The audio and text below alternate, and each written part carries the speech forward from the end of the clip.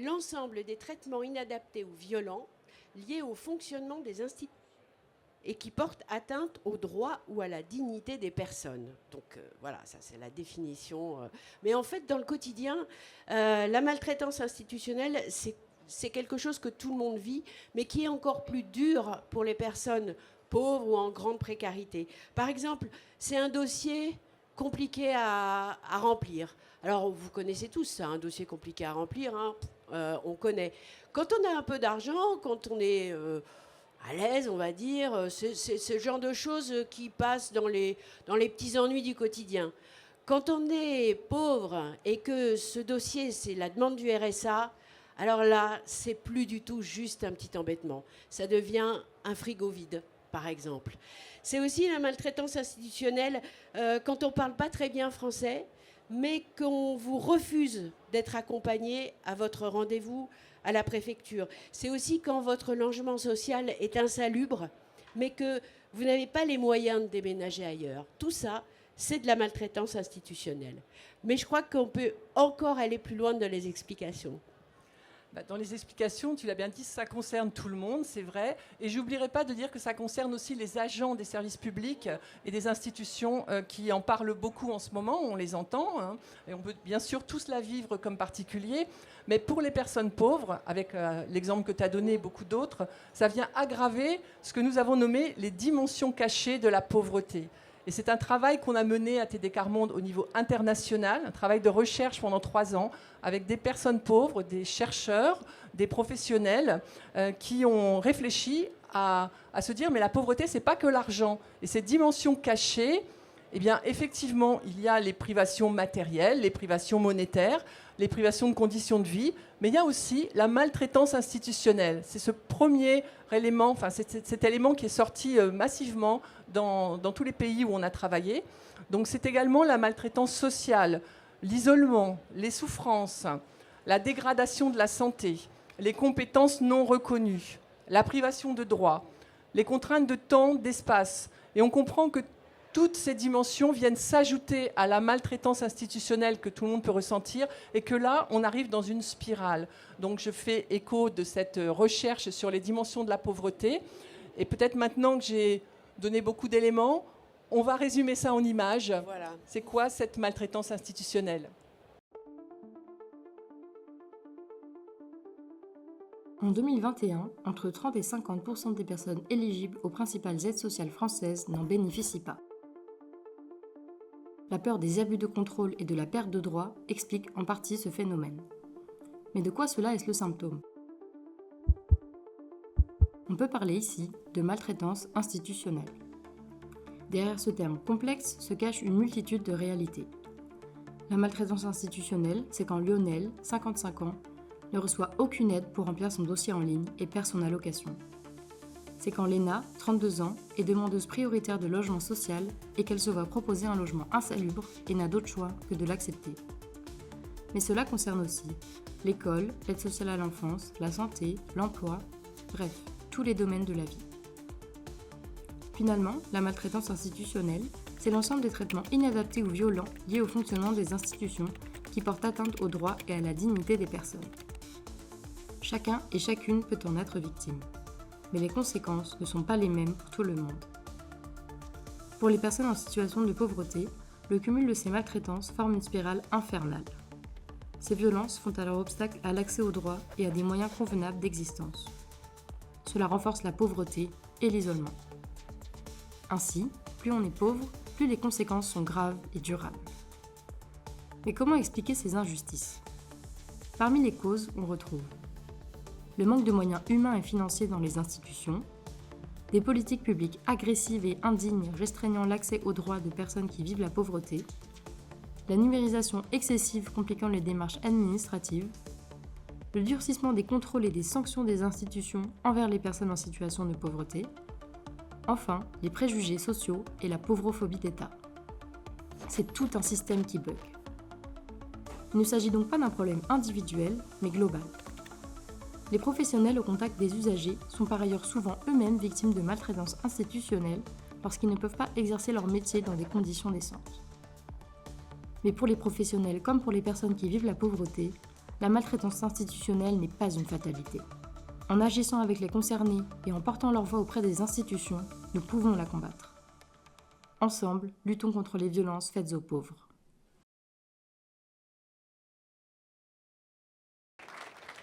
Effectivement, c'est un sujet qu'il faut aborder tous ensemble. Alors, on a bien compris qu'on voulait dire stop à la maltraitance institutionnelle. Et c'est pour ça, il faut commencer par dire stop à toutes ces idées fausses sur la pauvreté. Alors ce livre, d'où ça vient l'idée de parler d'idées fausses sur la pauvreté à ATD Quart Monde? Alors à ATD Quart Monde, tu le sais mieux que tout le monde, ça a commencé en fait en 2012. En 2012, c'était les présidentielles. Et la délégation nationale de l'époque, comme beaucoup d'associations en France, avait évidemment des propositions à soumettre aux candidats à la présidentielle. Et ATD, en fait, ils se sont rendus compte qu'à chaque fois qu'ils voulaient faire une conférence, un discours, présenter ces idées-là, eh bien, en fait, il fallait d'abord répondre à tout un tas d'idées fausses qu'on leur lançait, en fait. Oui, mais bon, les pauvres, en même temps, c'est un peu de leur faute parce qu'ils ne savent pas bien gérer leur budget, des idées comme ça. Donc, au bout d'un moment, ils se sont rendus compte qu'ils passaient tout leur temps à répondre à ces idées-là. Et donc, ils se sont dit, on va les lister. Et puis, au début de chaque conférence, on va répondre à ces idées fausses. Et puis après, on pourra faire nos propositions concrètes. Et puis, c'est devenu un livre, en fait, parce que ça intéressait les gens. C'est devenu un livre qui est paru en 2013 et qui comporte 130 idées fausses et qui est un livre très complet, très pointu. Et c'est pour ça que j'ai eu envie, moi, qui suis journaliste, d'en faire une version un peu plus facile à lire et puis surtout facile à transporter et plus courte. Alors justement, là, dans ce livre, il y a 20 idées seulement. Alors voilà. Comment ça s'est passé? Vous avez repris une des thématiques du livre précédent? Alors justement, le livre précédent, il était découpé en effet par thématique. Alors il y avait le travail, la santé, le logement, etc. Et donc là, comme le combat d'ATD de cette année, c'est la maltraitance institutionnelle, on a choisi des idées fausses qui traitaient de la maltraitance institutionnelle. Alors il y en a 20 et elles couvrent en fait tout un tas de domaines, que ce soit logement, santé, etc. Voilà, c'est comme ça que le choix s'est fait. D'accord. Donc vous avez aussi choisi un format. Qu'est-ce que vous pouvez nous dire de cet objet, de ce bel objet? Alors, le format, effectivement, il est court. Voilà, 20 idées, on en a déjà parlé. Il est petit parce qu'on a eu envie que ce soit quelque chose que les gens puissent acheter facilement. Et donc, ce livre fait 5 €. Donc, ça veut dire que non seulement beaucoup de gens peuvent l'acheter, 5 €, c'est quand même une somme pour les gens qui n'ont pas beaucoup d'argent. Mais ça veut dire que vous pouvez l'acheter et vous pouvez l'offrir, spécialement aux gens qui ne sont pas convaincus. Je trouve que c'est ça qui est intéressant. Alors, ce choix, il a été fait par nos éditrices, qu'il faut quand même citer, Chloé Herla des éditions Quart Monde, et puis Gaëlle Bidan des éditions de l'Atelier, puisque c'est une co-édition, ce livre. Il y a aussi dans ce qu'on peut appeler le format, la ligne éditoriale si on veut, le choix de l'illustrer avec des dessins qui ont été offerts et originaux, faits spécialement pour ce livre, par 7 dessinateurs et dessinatrices. Alors je vais dire leur nom, parce que vraiment leur travail a été précieux. Je le dis par ordre alphabétique. Donc ce sont des dessins de Joël Alessandra, Camille Bess, Philippe Geluc, Pascal Gros, Nicolas, Pancho et Loïc Sécheresse. Voilà. Et pour finir, ce sont bien sûr des chiffres qui ont été actualisés depuis l'édition de 2013, vous vous en doutez, parce que les chiffres, en fait, ce qui est très très dommage, et ce que j'ai constaté moi en travaillant sur ce livre, c'est que les idées fausses, elles sont toujours là. Alors elles n'ont pas changé. Par contre, les chiffres sont de plus en plus inquiétants. Je vais vous en donner quelques-uns des chiffres issus du dernier rapport de l'Observatoire des inégalités, donc de 2024. Des chiffres qui sont étonnants et qui sont actuels. 24% de la population française, par exemple, n'a pas les moyens de partir en vacances une semaine dans l'année. 12% de la population française n'a pas les moyens de chauffer suffisamment son logement. Une personne sur 4 se prive sur les repas. 24% des chômeurs sont exposés à la pauvreté. Et puis, une personne handicapée sur 5 est pauvre. Voilà des chiffres actuels. Et évidemment, ce sont des chiffres, pas tous, mais que vous retrouverez dans le livre à l'occasion des idées qui sont traitées. Mais ce qui est le plus inquiétant, ce n'est pas tellement les chiffres, c'est qu'en plus, les orientations politiques sont de plus en plus inquiétantes, elles aussi, comme par exemple les orientations vers les aides assistées, par exemple le RSA conditionné. Et là, je laisse la parole à Anne-Marie, puisque c'est un des combats d'ATD Quart Monde. Oui, alors ça, c'est depuis le 1er janvier où le RSA est maintenant dit d'un accompagnement rénové. Vous en avez peut-être entendu parler, avec une inscription obligatoire par le biais de France Travail. Et là-dessus, on n'a pas attendu le 1er janvier pour s'exprimer sur le sujet, ATD Quart Monde et d'autres. On a d'ailleurs produit un rapport avec le Secours catholique et l'association Equitase pour s'opposer à cette généralisation d'une expérimentation qui n'a vraiment pas fait ses preuves et pour demander absolument des moyens convenables d'existence, sans contrepartie, et un vrai accompagnement de qualité dans la confiance. Parce que cette réforme nous semble vraiment, je l'ai dit tout à l'heure, qu'on avait un combat qui dénonçait la pauvreté comme une violation des droits. Et on peut s'appuyer sur un avis récent de la Commission nationale consultative des droits de l'homme qui a émis cet avis en disant que l'obligation d'heures d'activité en contrepartie du RSA, donc avec des contreparties, porte atteinte aux droits humains. Et ça, c'est quelque chose qui nous touche vraiment, parce que la défense des droits, c'est quelque chose qu'on a à cœur. Donc on est effectivement très inquiet. Alors je ne suis pas sûre que ce soit le moment de le développer maintenant, tout ce qu'il y a dans cette réforme et dans ces mesures, mais ça pourra peut-être venir dans un temps de questions. Vous avez sans doute entendu parler des 15 heures d'activité obligatoire. On ne sait pas trop ce qui va se passer là-dessus. Mais nous, ce qu'on voit, c'est vraiment une accentuation de la dépendance, de l'humiliation qui est faite aux personnes et d'un côté infantilisant. Parce que je crois que quand on est pauvre, on passe beaucoup plus de 15 heures pour défendre ses droits et pour survivre et pour s'en sortir. Une orientation qui va être faite sur un parcours. Et là, il y a aussi un manque de transparence sur la façon dont l'orientation est faite. Donc, les personnes vont devoir signer un contrat d'engagement avec un manque d'informations.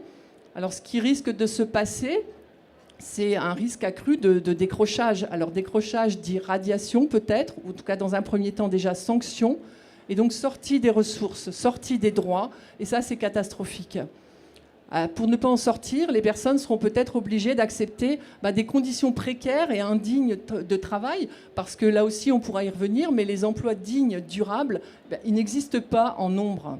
En tout cas, pas en regard du nombre, même si on nous dit qu'il y a des emplois vacants. Ça ne suffit pas. Ça fait partie des idées fausses, d'ailleurs. Donc peut-être que...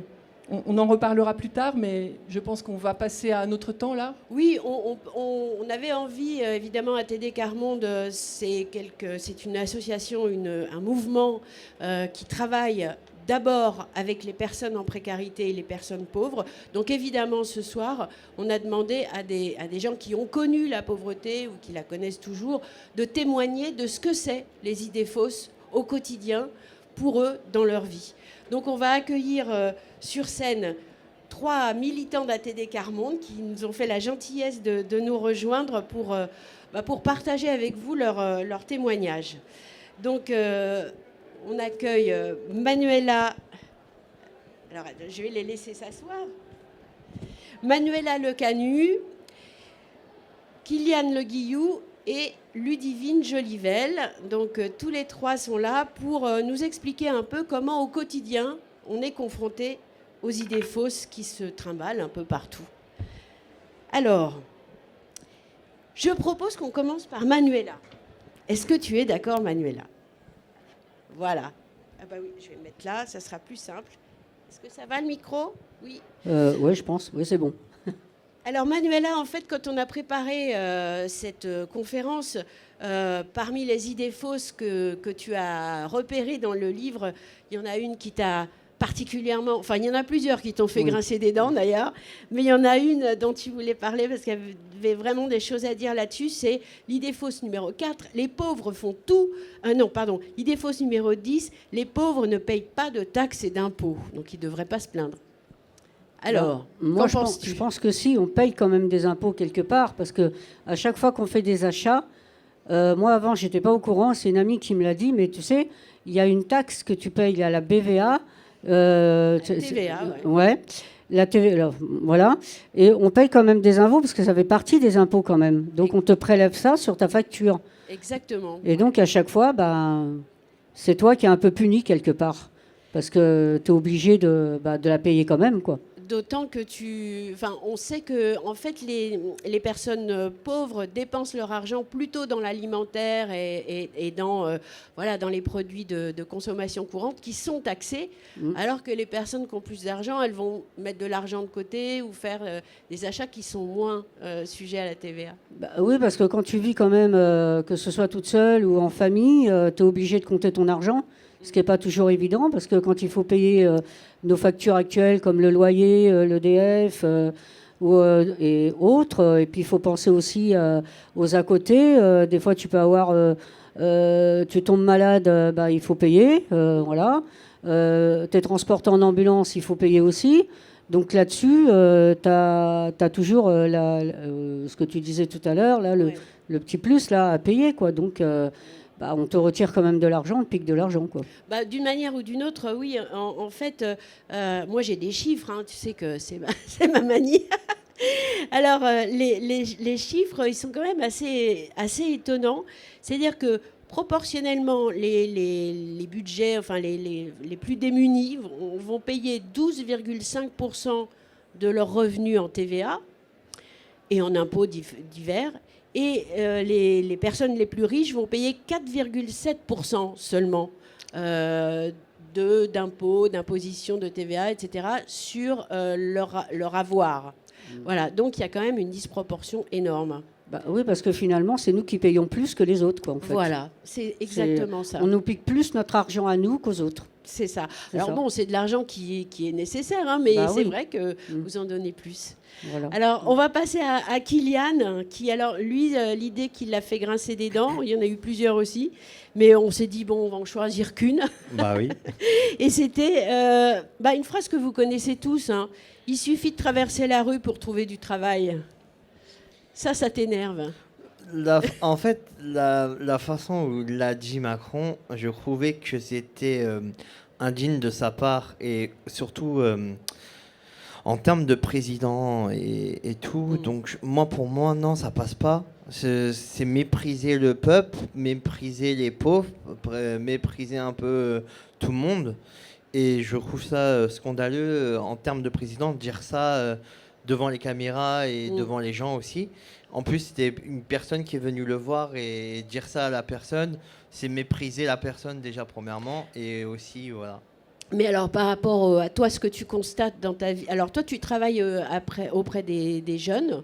Auprès des enfants, je suis animateur avec les enfants, ouais. Et tu me disais que, en fait, traverser la rue pour trouver du boulot, quand on n'a pas de formation, etc., c'est pas possible. C'est très compliqué, c'est compliqué de trouver du travail si on n'est pas formé, qu'on n'est pas vraiment bien indiqué, et même en termes de... Voilà, on essaye de s'en sortir comme on peut, mais on cherche, mais on a du mal à trouver parfois, oui. On a du mal à trouver. Qu'est-ce qui te semble manquer le plus ? L'écoute des gens, entre guillemets, d'embauche et de... L'écoute, ouais. Parce que tu penses qu'on ne fait pas attention à ce que tu dis, ou c'est juste une idée préconçue, tu vois dans leurs yeux qu'ils savent déjà ce que tu vas dire, c'est ça ? Oui, c'est ça. Ouais, c'est ça. Vraiment, c'est tellement ça. C'est un peu du mépris, en fait. C'est du mépris, clairement, auprès des gens qui veulent travailler. Et voilà. Après, voilà, il y a beaucoup de choses à dire sur ça, et je trouve que c'est important de le dire et dire comme on nous méprise, en fait. C'est du mépris et pas écouter, en fait. Tu penses que dès qu'on voit quelqu'un arriver qui est bon, dont on sent qu'il est plutôt dans la précarité, tu penses que immédiatement il y a un préjugé? Oui, direct. Ouais, il y a un préjugé, clairement. On juge la personne sans la connaître vraiment, en gros, dans ces choses-là, en fait. D'accord. Alors, on va passer la parole à Ludivine, qui opine aussi. Alors, Ludivine, elle, ce qui l'a choquée dans les idées fausses, là encore, il y en avait plusieurs, hein, mais c'est l'idée selon laquelle les pauvres ne savent pas gérer leur argent, ils sont responsables de leur pauvreté. Alors ça, toi, tu as été confrontée à des problèmes liés à cette idée fausse-là. Oui, en effet. Donc, j'ai été très longtemps sous curatelle. Et là où je n'aurais pas dû payer parce que c'était une erreur des impôts ou que c'était une erreur de la CAF, ma curatelle, en fait, elle n'a pas cherché à comprendre. Elle a payé directement. Alors qu'en attendant... mes enfants, ils avaient besoin de quelque chose et on m'a dit non. Du coup, j'ai dû, par exemple, repasser derrière ma curatelle pour les impôts. J'ai fait une économie de 850 €. Parce qu'il y avait une erreur que toi, tu as repérée. Exactement. Mais alors, tu me disais aussi un truc que j'ai trouvé intéressant, parce que par rapport à la curatelle, par exemple, c'est-à-dire cette façon de se dire, bah, vous savez pas faire, on va faire à votre place. Et en fait, ce que tu me disais, c'est que toi, en fait, ils payent les factures sans réfléchir à la priorité. C'est ça, exactement. J'ai quoi en tête? J'ai, par exemple, la CAF. La CAF, il demandait un trop perçu que je n'avais pas reçu. Et en fait, ma curatelle était prête à directement payer par carte bancaire ce trop perçu. Alors que, en fait, moi, j'ai dit, non, en fait, je suis pas responsable de ce trop perçu. Et du coup, en fait, il y a... donc, en fait, ils m'ont enlevé le trop perçu, mais il a fallu que ce soit moi qui me batte. Oui, donc en fait, il n'y a pas de réflexion... Enfin, bien sûr, c'est pas des gens qui vivent avec toi, donc ils savent pas de quoi tu as besoin en premier, ils savent pas, ils font pas vraiment attention, quoi. Exactement. Alors, ça démontre aussi que, effectivement, quand on n'a pas beaucoup d'argent, on sait bien le gérer parce que justement, on n'en a pas beaucoup. Exactement. Par exemple, actuellement, pour récupérer mes enfants qui sont placés, je dois passer par une MASP. J'ai pas le choix. Alors explique ce que c'est qu'une MASP. Une mesure d'accompagnement social personnalisé. En gros, c'est une aide au budget avec une aide au papier. Et en fait, parce qu'ils estiment que je ne suis pas censée ne plus avoir de sous à partir du 10 du mois. Sachant que je suis payée le 6. Voilà. Mais pour autant, toutes mes factures sont payées. Mes enfants, ils manquent de rien. Mais pour eux, c'est pas normal. Alors qu'en fait, toi, c'est pas tellement de cette aide-là dont tu aurais besoin, parce que comme tu dis, tu t'en sors. C'est plutôt d'autres aides qu'il faudrait t'aider à décrocher, peut-être d'autres aides que tu n'as pas. Et ça, personne ne te tend la main là-dessus. Exactement. Je suis en train de me battre là pour avoir une aide ménagère parce que mon mari a un souci de santé. Moi, j'ai un handicap. Et en fait, du coup, on est en train de se battre là-dessus. Et par exemple, juste une aide à faire le dossier MDPH pour avoir la PCH. PCH, prestation complémentaire du handicap. Et ben en fait, ça par exemple, il n'y a pas. Par contre, on nous dit qu'on gère mal le budget. Voilà. Alors, Manuela, si je peux continuer. Oui, vas-y. Si je peux continuer. En fait, on nous dit par exemple qu'on accumule trop de nourriture, qu'on a trop de réserves. Mais en fait, avec la CAF, pendant plus de 8 mois, je n'ai pas eu d'argent du tout. Et donc, en fait, ça a créé des dettes de loyer, des dettes d'électricité, de gaz. Et aussi, en fait, on ne pouvait pas avoir à manger. Donc, en fait, les enfants, ils mangeaient. Mais en fait, moi, ma réserve, elle m'a bien servi à ce moment-là. Et du coup, ça m'a créé le fait qu'il faut que j'accumule à manger à la maison parce qu'on ne sait jamais avec la CAF. Bien sûr. Oui, ça c'est des choses qu'on n'a pas forcément en tête quand on n'est pas confronté à ça. Et du coup, on va repasser la parole à Manuela, qui avait aussi souligné une autre idée fausse qui la hérisse un peu. Et les pauvres font tout pour toucher des aides. Alors en fait, on vient de voir avec Ludivine que déjà, c'est pas du tout évident de toucher les aides, mais deux, en plus, c'est faux. Ils font pas tout pour toucher des aides.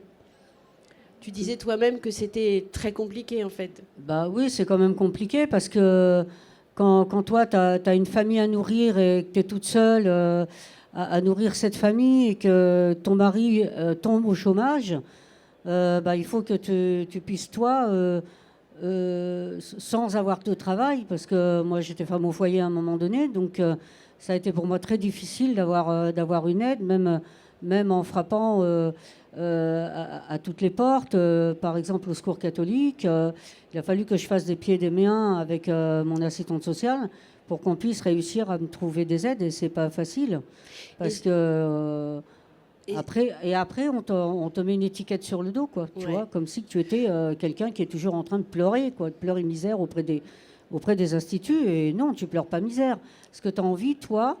Moi, ce que j'ai voulu, c'est qu'on évite de placer mes enfants. Bon, heureusement, on ne les a pas placés. Mais ce que je trouve dommage, c'est qu'on cherche tout de suite à enlever, à placer les enfants en disant que nous, les mamans et les papas, on n'était pas capables de s'occuper d'eux, même avec ou sans argent. Mais ce qu'on demande, c'est qu'on demande aussi de nous faire confiance aussi et de nous écouter. Parce que l'écoute et la confiance, c'est pas évident manque. Parce que tu arrives là, alors à chaque fois, il faut raconter ton histoire, il faut dire pourquoi tu es tombé dans l'engrenage.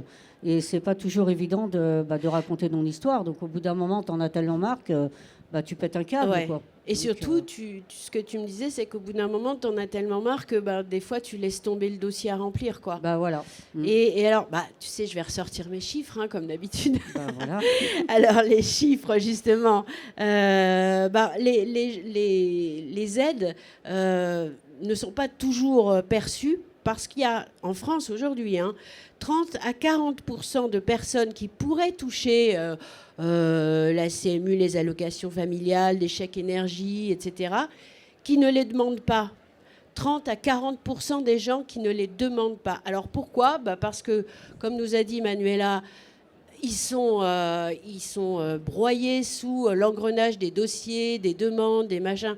Et au bout d'un moment, on laisse tomber parce qu'on n'y arrive pas et que ça c'est comme ça. Puis il faut chercher du travail, il faut faire beaucoup de choses quand on n'a pas beaucoup d'argent.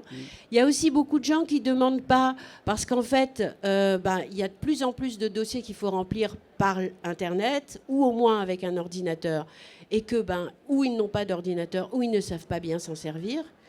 Ils ne gèrent pas Internet. Il faut savoir aussi qu'Internet fait très peur aux gens, c'est-à-dire qu'ils ont l'impression que avant, on pouvait remplir un dossier, puis on le donne à quelqu'un, puis si on s'est trompé, la personne vous dit vous êtes trompé, hop, on gomme, on refait le truc. Avec Internet, c'est pas possible. Si vous faites une erreur, c'est pour toujours. C'est en tout cas l'impression qu'ont les gens, et du coup, ça leur fait peur. Et je termine juste la troisième raison pour laquelle les gens ne demandent pas d'aide, et je suis sûre que vous allez être d'accord, c'est aussi parce que ils n'ont pas envie d'être catalogués. Et donc, souvent... alors, il y a aussi le manque d'informations. Ça, c'est vrai. Il y a aussi les informations qu'on n'a pas, ce qui n'est pas très normal. On devrait tous savoir à quoi on a droit. Et voilà. Et ce manque d'envie d'être catalogué, comme tu disais. Tu voulais rajouter quelque chose, Kylian ? Attends, Kylian voulait dire quelque chose. Tu reprendras le micro. En fait, non, je voulais réagir à ce que tu disais justement avec l'Internet et tout. Ouais. Premièrement, ça fait peur aux gens, c'est vrai, mais on enlève l'humain en fait. Je trouve actuellement, on enlève l'humain à la place. C'est bien de la technologie, c'est très bien, mais il faut. En fait, maintenant, on est tellement. Avec Internet, on a tellement l'habitude de faire des mails, de faire des dossiers sur Internet et tout. On enlève l'humain en fait. Et c'est ça qui veulent enlever en fait, c'est l'humain. Et parce qu'on a. Il y a des gens qui n'ont pas forcément Internet chez eux, ils ne connaissent pas forcément le numérique, et il faut les former, ces gens-là. Il faut les éduquer sur, entre guillemets, l'Internet et tout. Et on enlève ces choses-là, Ouais. et c'est dommage parce que l'humain, ça fait partie aussi de la vie, et on enlève cette chose-là, en fait, actuellement, de plus en plus, en fait. Voilà. C'est ce que tu voulais dire, Manuela? Non, c'était autre Non. chose. Alors moi j'ai un exemple qui m'a beaucoup touché moi, et je vous assure que ce jour-là, heureusement que j'étais accompagnée. Je suis allée voir avec un monsieur de la mairie, un assistant social, qui m'a simplement sorti comme ça. Ben vous, on vous donne plus d'aide parce que ça fait déjà la 5e fois qu'on vous met une aide et de toute façon vous êtes une incapable. Et ben j'aime autant vous dire que ce jour-là, heureusement que j'ai été accompagnée parce que j'avais une force inouïe en moi. J'ai failli retourner le bureau et lui mettre une claque. Le monsieur m'a dit « Allez dehors, on se rejoint dehors, allez vous calmer dehors ». Et heureusement que j'étais accompagnée ce jour-là et que j'ai su aussi me contrôler parce que c'est pas toujours évident, parce que quand on tombe sur des gens comme ça, qui nous respectent pas, qui nous mettent une étiquette sur le dos. Moi, je me suis beaucoup battue depuis que je suis militante à Télécarmont pour qu'on enlève les étiquettes sur le dos de chacun. Parce que je pense que nous aussi, on a une dignité et on doit respecter tout le monde, bien sûr, mais les gens aussi doivent nous respecter. C'est ce que je voulais rebondir là-dessus. Bravo. Oui, les étiquettes, justement, oui, bravo, on peut l'applaudir. Parce que c'est pas facile d'exprimer tout ça publiquement. Et ces étiquettes, ces idées fausses, justement, on est là pour en parler. Et le livre est là pour vous aider à y voir plus clair. Juste une petite remarque, Kylian, puis après on va passer aux questions du public. Juste une petite minute pour dire que le livre il est juste magnifique et je vous conseille de l'acheter. Et en fait il y a des super dessins et franchement je trouve que bravo à l'équipe qui a écrit le livre. Je trouve que c'est franchement bien parce que c'est un beau livre premièrement.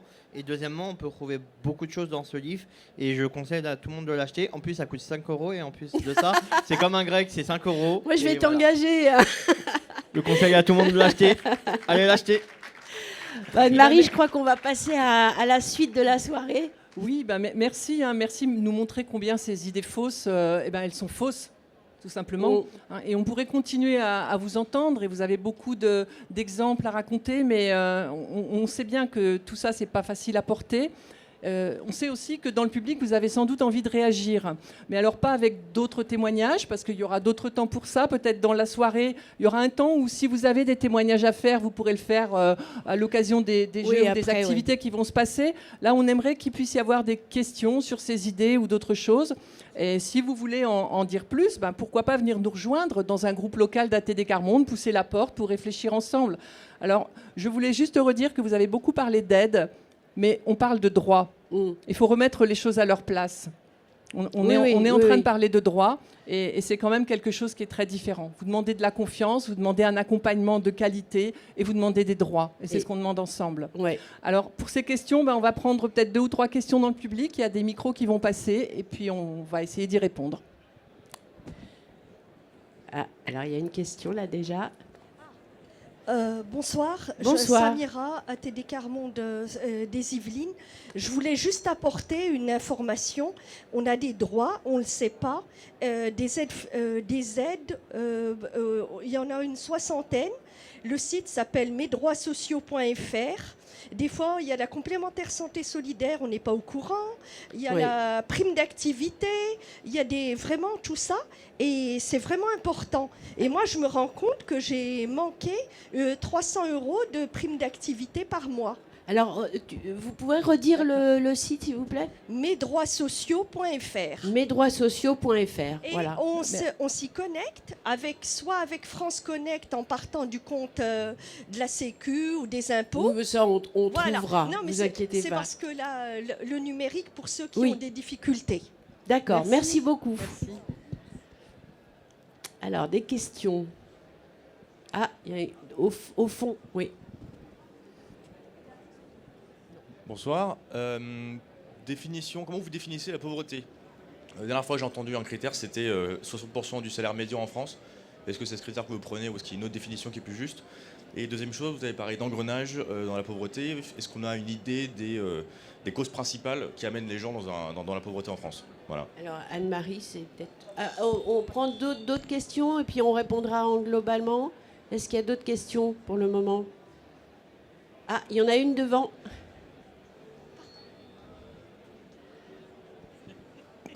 Oui, Pierre, allié depuis longtemps du mouvement. Je pense que Kylian a raison, le bouquin est excellent. J'ai eu la chance de... voilà. Et Kylian a raison aussi quand il dit qu'il ne suffit pas de traverser la rue pour trouver du boulot. Anne-Marie a parlé de la dernière réforme du RSA. Et il y avait dans le journal Les Échos la semaine dernière une infographie qui disait qu'il y a 7 448 000 inscrits à Pôle emploi, France Travail, 7 448 000 hommes et femmes inscrits à Pôle emploi. Donc il ne suffit pas de traverser la rue, il ne suffit pas d'être motivé, il ne suffit pas d'être souriant ou bien formé quand il y a un tel défaut d'emploi.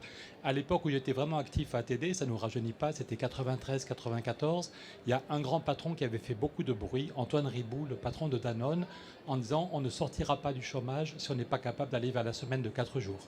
C'est Antoine Riboud, un très grand patron d'industrie, qui disait avec les robots, avec les ordinateurs, avec l'intelligence qu'on met dans la tête des gens, on produit beaucoup plus avec moins de travail. Et ce n'est pas un gars de la gauche, c'est un grand patron qui disait il faut passer à 4 jours, 32 heures, sans étape intermédiaire, avec des aides pour les entreprises qui embauchent, pour ne pas baisser les salaires. Mais donc je pense que tout le boulot que fait ATD est juste génial, franchement. Non mais vraiment, indispensable, mais qu'il faut aussi dire que l'accompagnement personnel est indispensable, les droits sont fondamentaux, mais qu'il y a besoin d'une réforme plus globale quand il y a 7 440 000 hommes et femmes qui sont à France Travail. Alors, merci de ce témoignage et de cette mise au point. Est-ce qu'il y a une autre question? Après, on va, sinon on répond à la première qui a été posée, en attendant que vous soyez inspiré par d'autres questions. Il y a eu une question, peut-être que je vais répondre, comment on définit la pauvreté. Alors j'ai quand même pris la précaution de dire qu'on ne voulait pas seulement définir la pauvreté de façon monétaire, mais c'est vrai que les indicateurs monétaires qui sont donnés sont ceux du seuil de pauvreté à 50% du revenu médian. Mais on parle aussi du seuil de grande pauvreté à 40% du revenu médian. On peut donner des chiffres. Il s'agit de 811 € par mois pour une personne seule. Ça concerne 2 millions de personnes en France. Alors, 811 €, ça vous paraît peut-être pas beaucoup, mais à d'autres, ça paraît beaucoup. Parce que pour le RSA, lorsqu'on est allocataire du RSA et qu'on est seul, eh bien, en général, on enlève le forfait logement. Donc, il nous reste 560 € environ par mois. Vous voyez qu'on est bien au-dessus du seuil de grande pauvreté. Et qu'avec toutes les questions de non-recours dont on a parlé, des exemples de personnes qui ne savent pas ou qui ne peuvent pas recourir à leurs droits, on a aussi un grand nombre de personnes qui sont vraiment encore en dessous de ce montant du RSA. Donc, c'est ça la pauvreté, si on peut parler chiffres en France actuellement. Est-ce qu'il y a d'autres questions? Alors, vous êtes bien timide ce soir. Ou alors vous savez tout sur la pauvreté. Vous avez hâte d'aller acheter le livre, c'est peut-être ça aussi. Peut-être. Ah, une question devant. Oui, est-ce qu'il y a un point ou un axe qui, s'il était résolu, entre guillemets, ou en tout cas presque résolu, permettrait aux autres problématiques de s'enchaîner dans une résolution? Je ne sais pas si je me fais bien comprendre. Quelle est en fait, la base de la... Comment dirais-je du problème. Oui. Enfin, vous voyez ce que je veux dire? Une base essentielle du problème. Alors, est-ce qu'on répond à cette question ou est-ce qu'on attend? Est-ce qu'il y en a d'autres? Ah, voilà une autre question. La façon dont on tombe dans la pauvreté, l'engrenage. Ah oui, c'est vrai que c'était intéressant. Ça a été, on n'a pas répondu. Du coup, peut-être répondre à cette question-là, puisque c'était celle qui était avant. Qui précédait. Alors, l'engrenage, j'ai cité ces dimensions de la pauvreté. Alors, effectivement, il y a des personnes qui basculent dans la précarité parce qu'à l'occasion d'un accident de la vie, qui peut être une maladie ou une histoire familiale ou une perte d'emploi, on bascule. Alors, si on a d'autres sécurités, on peut remonter de cette bascule. Par contre, y rester de manière durable, c'est quand les autres dimensions sont là aussi. C'est quand on commence à s'isoler, c'est quand on n'a plus de réseau, c'est quand on n'a plus d'environnement favorable, qu'on perd son logement, qu'on perd confiance et qu'on n'est plus reconnu. Voilà. On peut parler d'engrenage, effectivement. Vous avez vu l'illustration par une spirale. Et là, c'est très difficile d'en sortir. Peut-être on embraye sur la question suivante. Du coup. Oui, alors mais je te laisse répondre aussi parce que tu as plus d'expérience que moi qui suis toute jeune bénévole. Hein. Ça serait facile s'il y avait un axe à prendre, bien sûr qu'on l'aurait déjà pris. Mais celui qui serait presque résolu, je pense que c'est vraiment un changement de braquet des politiques publiques dont on a besoin. Et que ce changement de braquet, il doit être initié de la base, je dirais, en contrant toutes ces idées fausses, parce que quand ces idées fausses qui circulent dans la société, elles envahissent aussi les institutions et qu'elles deviennent le moyen de mettre en place des mécanismes de contrôle, des mécanismes d'exclusion, là, ça devient très grave. Donc, pour y mettre fin, la machine arrière, je pense que ce changement de braquet, on peut l'initier en commençant aujourd'hui, et il est déjà commencé, en travaillant contre ces idées, en faisant de la publicité, j'allais dire, et en mettant d'autres messages dans les médias sur le fait que ces idées sont fausses. En fait, l'élément de départ, c'est vous. C'est vous, c'est nous. C'est nous qui allons justement réfléchir à toutes ces idées fausses et réfléchir à toutes ces injustices et essayer justement d'en parler, de le faire connaître et de les combattre. Oui, Ludivine. Alors, de mon point de vue, et seulement de mon point de vue, ça n'engage que moi, ce serait déjà de travailler... Alors, on ne peut pas parler de confiance parce que j'ai une très bonne amie qui dit donner sa confiance, c'est donner le pouvoir à quelqu'un de nous détruire. Mais en tout cas, on peut parler d'avancer ensemble avec les travailleurs sociaux. Je pense que, en tout cas, avec toutes les personnes que je connais, on cache beaucoup de choses. Déjà pour pas se faire retirer les enfants et quand ils sont déjà retirés pour pouvoir les récupérer et en plus on cache aussi beaucoup de choses pour que en fait on reste digne. Donc si on pouvait avancer ensemble avec les services, avec les travailleurs sociaux je pense que ça pourrait régler quand même pas mal de choses sans avoir l'impression qu'on va être jugé. Exactement. Merci, Ludivine. Est-ce qu'il y a d'autres questions?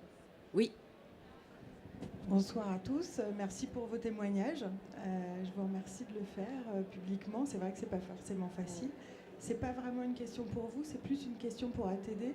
Je voulais savoir si vous aviez une position claire sur le revenu universel. Merci. Alors, le revenu universel... Alors, je pense que ce qu'on défend, et on l'a dit tout à l'heure, c'est des moyens convenables d'existence pour tous, pour toutes et tous. Et c'est pour ça qu'on est aussi fâché contre cette réforme du RSA conditionné. Je pense que je vais rester sur cette réponse. Est-ce qu'il y a d'autres questions? Non? Définitivement pas. Après, ça sera fini, ça sera trop tard. Attention. Je vois quelqu'un au fond, je crois. Oui. Le micro ne marche pas. Oui, ATD Quart-Monde fait partie des associations de lutte contre la pauvreté. Est-ce que vous pourriez un peu dire s'il y a vous avez des particularités qui vous différencient des autres associations? Alors là, c'est une question pour Anne-Marie de Pasquale, qui fait donc partie, je le rappelle, de la délégation nationale d'ATD Quart-Monde. Alors je pense que toutes les associations ont une voix particulière et on est souvent associés dans dans des collectifs. Ce qu'on a de particulier, c'est une des illustrations, elle est ici sur le plateau, c'est qu'on travaille et qu'on construit les idées ensemble vraiment avec les personnes qui sont pour nous des membres du mouvement de la même façon, même si on parle de militants quart-monde, d'alliés ou de volontaires permanents, d'amis, on a plusieurs termes, mais en tout cas quand on a l'expérience de la pauvreté, on a toute sa place. Et je pense que c'est ce qui est particulier dans le mouvement ATD Quart-Monde, d'appuyer la défense des droits avec vous. Peut-être un petit retour tout à l'heure, juste sur une remarque qui n'était pas tout à fait une question par rapport aux personnes inscrites à France Travail. C'est vraiment un chiffre inquiétant, effectivement. Et je pense qu'il faut le mettre en parallèle des emplois vacants. Des emplois vacants où maintenant on les compte depuis les entreprises de 1 à 20 salariés. Et on en est à 520 000 emplois vacants, ce qui est complètement ridicule au vu du nombre de personnes en demande d'emploi et qui sont volontaires pour un emploi, effectivement. Donc là-dessus, tant qu'on n'aura pas vraiment mis en place une politique de création d'emplois dignes, décents, durables, choisis, alors on a une expérimentation, plus qu'une expérimentation en fait, un travail qui est mené avec Territoire Zéro Chômeur de longue durée depuis plusieurs années. Alors ATD Quart-Monde a été à l'initiative, mais on est tout un collectif d'autres associations et au niveau national, on fait la preuve qu'on peut créer des emplois, que des emplois durables, locaux, à temps choisi, c'est possible et ça existe. Alors, il y avait une autre question. Et peut-être il y a un micro à passer. Alors, attendez, il y Après. avait une autre question là en Ouais. cours. Alors là, en fait, moi, c'est un peu un témoignage. Je suis bibliothécaire et dans ma bibliothèque, il y a des ordinateurs en libre accès. Oui. Et donc, tout le monde peut venir utiliser l'ordinateur et remplir ces papiers administratifs dont vous parlez. Sauf qu'il y a des personnes qui sont en grande difficulté pour les remplir et elles nous demandent souvent à nous de les aider, sauf qu'on est bibliothécaire et qu'on n'a pas les moyens et on n'a pas non plus les autorisations d'entendre certaines histoires particulières ou d'avoir accès aux impôts, etc. C'est des choses qui sont limitées. Et je voudrais dire que là, c'est aussi une maltraitance des personnels parce que moi, je voudrais bien orienter ces personnes vers des services compétents. On en avait un qui était un service numérique, d'aide numérique et administrative. Ce service a fermé et donc on est perdu. Donc je voudrais dire que pour moi, rentrer chez moi et me dire j'ai pas pu soutenir cette personne et remplir son dossier avec elle, un parce que je n'ai pas les compétences et un parce que je n'en ai pas le droit, mais et ça encore c'est pas trop le problème, mais de ne pas avoir de lieu où les orienter, etc., c'est terrible. Donc, c'est vraiment dans les deux sens. Alors oui, tout à fait. C'est vrai que depuis le début, on parle de la maltraitance institutionnelle qui touche les individus. Mais Anne-Marie de Pasquale en a parlé un tout petit peu tout au début de cette soirée. Il y a aussi la maltraitance institutionnelle qui touche les agents des institutions qui eux-mêmes s'en veulent, comme vous, de ne pas avoir les moyens, de ne pas pouvoir aller plus loin. Et puis surtout, qui sont des fois pas assez nombreux, tout simplement, pour suivre le nombre de dossiers qu'on leur colle sur leur bureau et qu'ils le regrettent, sincèrement. Il y a tout un tas de gens qui ont choisi d'être fonctionnaires dans ces institutions parce que, justement, ils avaient envie d'aider, d'accompagner et que, aujourd'hui, ils ne peuvent pas parce qu'ils ne sont pas assez nombreux. Oui, vas-y. Dire quelque chose. Dans les bibliothèques et tout, parce que j'en fréquente aussi, et moi aussi parfois je fais des papiers administratifs et tout. Moi dans ma ville, moi j'habite à Créteil dans le 94, dans la médiathèque que je suis à côté, quand j'y vais, il y a quelqu'un qui nous reçoit pour faire des papiers de la CAF et tout. Et lui il est formé, c'est un monsieur, il est formé, il reçoit les gens et tout, c'est gratuit. Et il les aide justement à faire des papiers administratifs, remplir des papiers sur Internet et tout. Il les aide pour ça. Mais je sais que ça existe pas partout non plus, mais ça devrait justement dans les médiathèques ou des choses comme ça faire partie. Mais ça fait pas partie. Et dans ma ville ça existe, mais je sais pas si dans d'autres villes ça existe. Mais non, pour vous, voilà, et pas partout, et c'est bien dommage. On va malheureusement... Alors, est-ce qu'il y a encore je voulais juste passer une question? D'accord. Alors, il y a encore une question derrière, mais peut-être ça sera la dernière. Parce qu'on a Oui, d'autres- c'est la dernière question. Le fait aujourd'hui de l'État, au final, dispose de plus ou moins toutes les informations à un certain niveau pour savoir si une personne a le droit aux aides ou pas. Alors, on n'a pas compris le début de votre question. L'État, enfin, le gouvernement, au final, dispose de toutes les informations Oui. à un endroit ou à un autre pour savoir si une personne a le droit à des aides ou pas. Oui. Et au final, c'est le numérique, effectivement, quand il pousse une personne à se connecter, à renseigner des données, on n'a pas tous le même accès au numérique et en plus on n'a pas forcément quelqu'un pour répondre à nos questions en face, c'est un problème. Et en même temps, si le gouvernement dispose de toutes ces données à un endroit, si on pouvait les unifier pour aussi avoir une vision claire sur les revenus et sur ce que peut toucher chaque personne en fonction de sa situation, ça simplifierait les choses pour tout le monde et chacun pourrait accéder à toutes les aides disponibles. Alors, et en plus, on aurait une meilleure vision sur le niveau de patrimonial ou aide, ce que touche chacun, et il y aurait peut-être moins de jugement aussi sur ce que ah ouais mais lui il a tout ça, mais au final il touche moins. Ou une personne qui travaille, au final qui peut avoir accès à des aides, va peut-être moins percevoir que d'autres personnes, et ça permettrait d'avoir un système plus juste et unifié.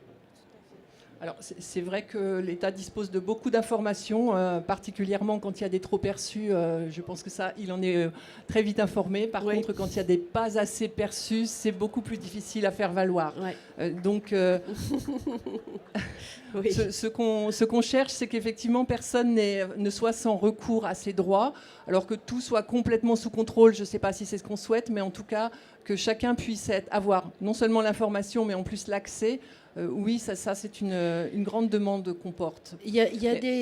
Pardon, je croyais non, je voulais dire qu'on va peut-être continuer la discussion après, mais qu'on... Oui, non, mais juste dire qu'il y a certaines municipalités ou régions qui ont pensé à ça et qui mettent en place des systèmes de guichets, en fait, qui regroupent à peu près toutes ces informations dont vous parlez. Mais c'est encore des expérimentations et c'est peu répandu. Mais il y a des gens qui, comme vous, y ont pensé. Donc, espérons que ça se multiplie. Alors, je crois qu'il y a l'écran qui s'est déjà affiché, en fait, après les questions. On va... Alors, tu voulais répondre?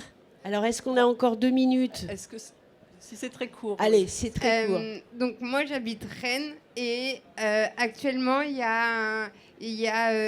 a territoire zéro chômeur de longue durée, mais il y a aussi territoire de non-recours. Et en gros, c'est des personnes, ils vont dans tous les appartements vérifier que tout le monde a les aides auxquelles ils ont droit. Voilà. Enfin, les droits auxquels ils ont droit. Effectivement, c'est les territoires zéro non-recours. Voilà, ça s'appelle comme ça. Il y en a peut-être à côté de chez vous. Renseignez-vous. Et on espère qu'il y en aura beaucoup. On va déjà vous remercier en tout cas. C'est nous que nous remercions parce que vous avez invité. Merci à vous. Merci. Oui, on peut les applaudir parce que c'est vraiment pas facile de témoigner en public quand on n'a pas l'habitude. Et c'est des questions un petit peu douloureuses et tout ça. Donc, voilà. Alors, comme vous avez posé des questions, c'est nous qui allons vous en poser maintenant. On va passer au quiz. Alors, on va se lever parce que sinon, on ne verra pas les réponses dans l'écran.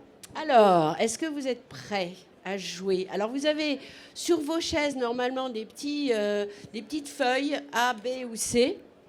Et donc, vous allez les brandir selon ce que vous pensez être la bonne réponse. Alors, première question. On vous a déjà un peu mis sur la voie tout à l'heure en parlant. En France, à combien est fixé le seuil de pauvreté aujourd'hui? Alors, réponse A, 1 837 € par mois. Réponse B, 1 102 € par mois. Et réponse C, 522 € par mois. Alors, donc ça s'inscrit. Alors, vous voyez, ça y est, vous avez réfléchi. Alors, allons-y. Il y a beaucoup de C et beaucoup de B aussi. En fait, c'est le B qui est la bonne réponse. Donc, bravo à ceux qui ont dit B. Le seuil de pauvreté, actuellement, il est fixé à 1 102 €. Il est calculé en fonction du revenu médian qui équivaut pour un employé aujourd'hui à 1 800 € par mois. Voilà. Et peut-être pour compléter, ce qui vous a troublé, c'est qu'en fait, le chiffre C, il est très proche du montant du RSA que j'ai évoqué tout à l'heure. Voilà. Mais qui est bien en dessous du seuil de pauvreté. Pour mémoire, en France aujourd'hui, 9,2 millions de personnes vivent en dessous de ce seuil. C'est-à-dire 14,6% de la population française vit en dessous du seuil de pauvreté en France aujourd'hui. Voilà. Alors, une deuxième question. Alors, voilà. À combien s'élève le RSA pour une personne seule, sans enfant et avant déduction du forfait logement? Alors, comme on vous en a déjà parlé, donc 1 329 € par mois, 850 € par mois ou 635 € par mois. Ouais, évidemment, vous avez bien écouté, c'est bien, c'est vrai. C'est la réponse C, 635 € par mois.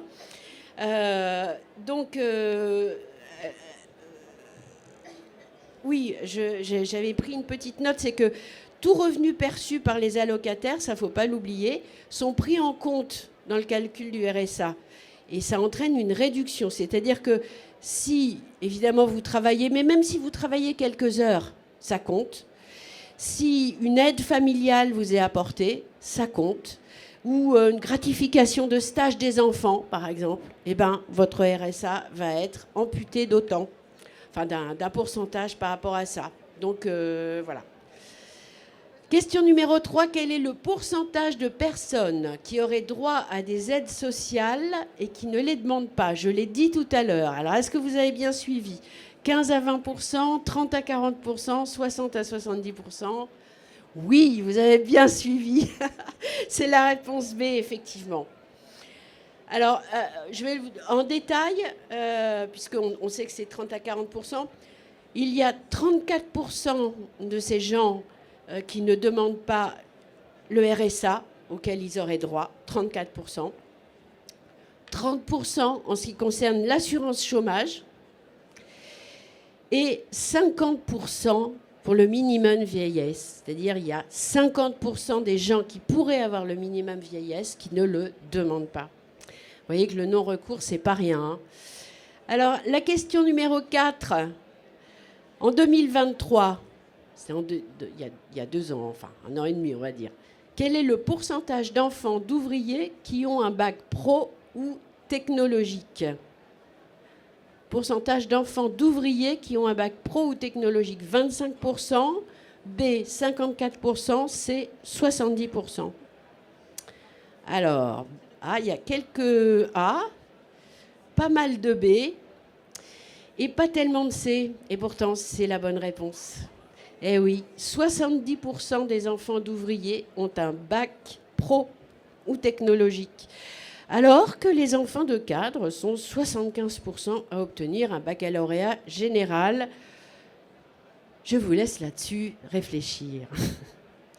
Et puis, une dernière question. Les demandeurs d'asile peuvent percevoir des minima sociaux tels que le RSA, à votre avis? Oui ou non? A, oui. B, non.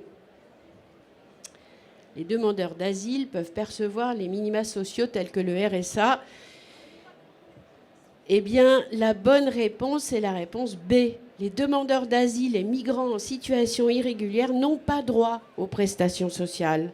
Ils peuvent seulement bénéficier de l'aide aux demandeurs d'asile, l'ADA, de 204 € par mois pour une personne seule, soit 6,80 € par jour, plus 3,40 € par jour par personne supplémentaire dans la famille.